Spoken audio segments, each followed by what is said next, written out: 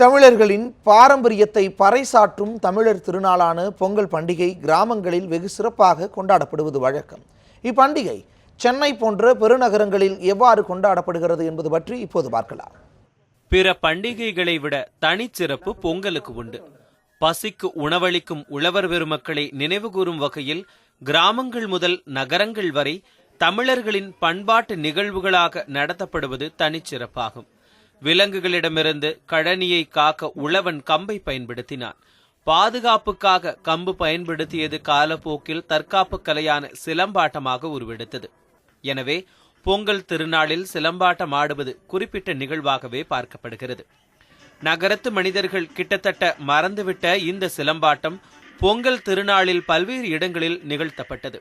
குறிப்பாக உழவர்கள் பயன்படுத்தும் மண்பாண்டங்கள், மாட்டு வண்டி உள்ளிட்டவை கொண்டு வந்து கிராமத்தை கண்முன் நிறுத்தியது சென்னை வடபழனியில் உள்ள தனியார் வணிக நிறுவனம். அங்கு வந்த வாடிக்கையாளர்கள் மற்றும் பொதுமக்களை இந்த நிகழ்ச்சி பெரிதும் கவர்ந்தது. மேலும் சிறுவர்கள் சிலம்பம், சுருள்வாள் உள்ளிட்டவற்றை கொண்டு நிகழ்த்திய சாகச நிகழ்ச்சிகள் உற்சாகத்தை அளிப்பதாகவே இருந்தன. மக்கள் மத்தியில் இன்றளவும் தமிழர் பண்பாட்டுக்கு மரியாதை குறைந்துவிடவில்லை என்பதை கண்கூடாக காண முடிந்ததாக வணிக வளாக ஊழியர்கள் தெரிவித்தனர். இந்த நிகழ்ச்சியின் போது கோலப் போட்டிகள், வார்த்தை விளையாட்டுகளும் நடத்தப்பட்டு பரிசுகளும் வழங்கப்பட்டன.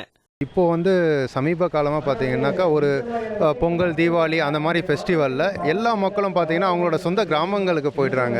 ஸோ கிராமங்களுக்கு போகிறதுனால ஃபுல்லாக என்டையர் சென்னையை பார்த்தீங்கன்னா வெறிச்சோடி கிடக்கு.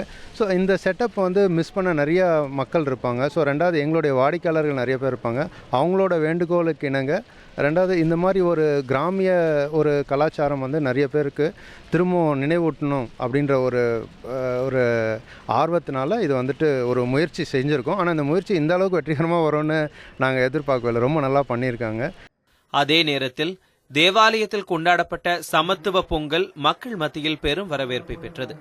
ராயப்பேட்டை காணிக்கை மாதா ஆலயத்தில் பொங்கல் திருநாளை முன்னிட்டு நம்ம ராயப்பேட்டை எனும் பெயரில் சமத்துவ பொங்கல் கொண்டாடப்பட்டது. இந்த நிகழ்ச்சியில் விளையாட்டுப் போட்டிகளும் நடத்தப்பட்டன. உணவு திருவிழாவும் நடத்தப்பட்டது. இந்த உணவு திருவிழாவில் தமிழர்களின் பாரம்பரிய உணவுப் பொருட்களும் இடம்பெற்றிருந்தன. அனைத்து மதத்தினரும் தமிழர்களுக்கான பண்டிகையை அனைவரும் இணைந்து கொண்டாடுவது மகிழ்ச்சி அளிப்பதாக ஆலய பங்கு தந்தை மார்டின் தெரிவித்தார். கிறிஸ்தவர்கள், இந்து சமுதாயத்தை சேர்ந்தவர்கள், இஸ்லாம் சமுதாயத்தை சேர்ந்தவர்கள் ஏறக்குறைய சம அளவில் பாரம்பரியமாக, சமாதானமாக, சமத்துவமாக வாழ்ந்து கொண்டிருக்கிறோம்.